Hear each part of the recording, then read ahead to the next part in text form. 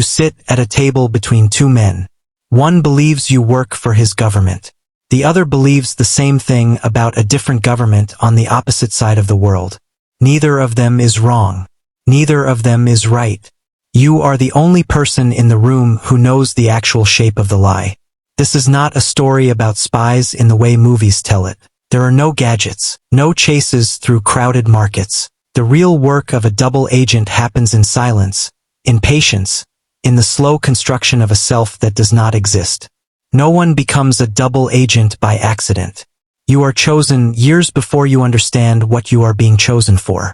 An officer studies your file, not your strengths, your gaps, the absence of family ties that could be used as leverage against you, a personality capable of emotional distance, a memory precise enough to hold two competing realities without confusing them.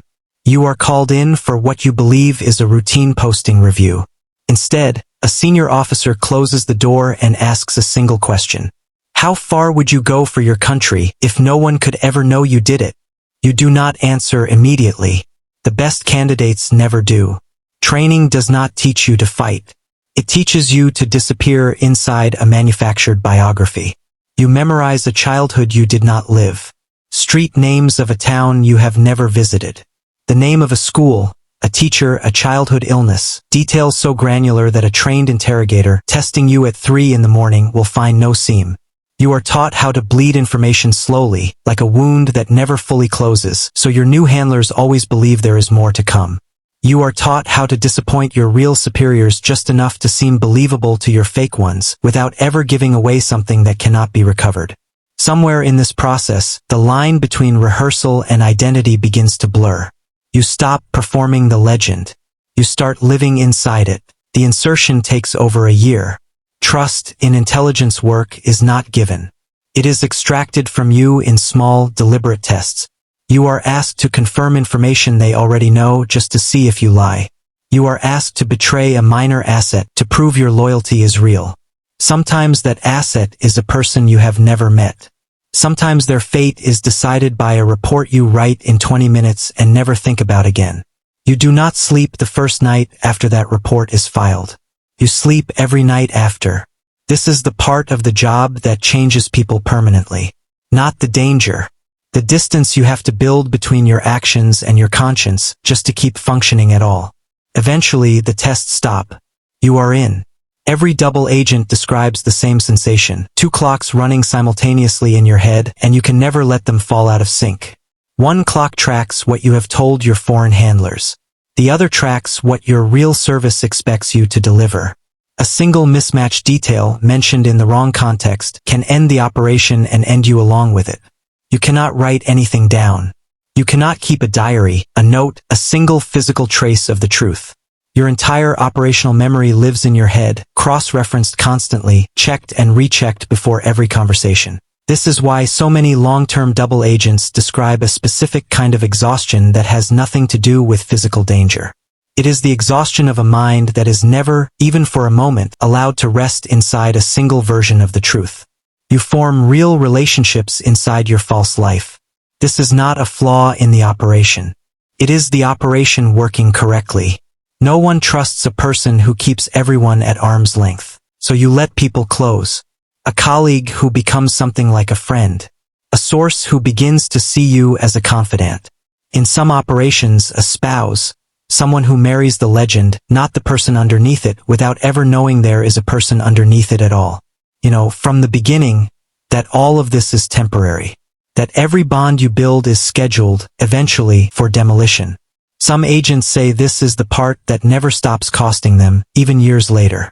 Not the fear of being caught.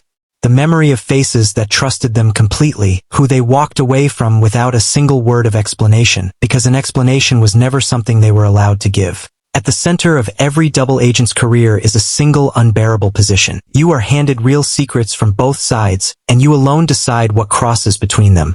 You learn things ordinary citizens are never meant to know. Operations in motion, names of people about to be arrested or worse. Decisions made in rooms that will alter the lives of thousands of people who will never know your name had anything to do with it. You are trained to treat this power as a tool. Most agents, if they are honest, describe it instead as a wound.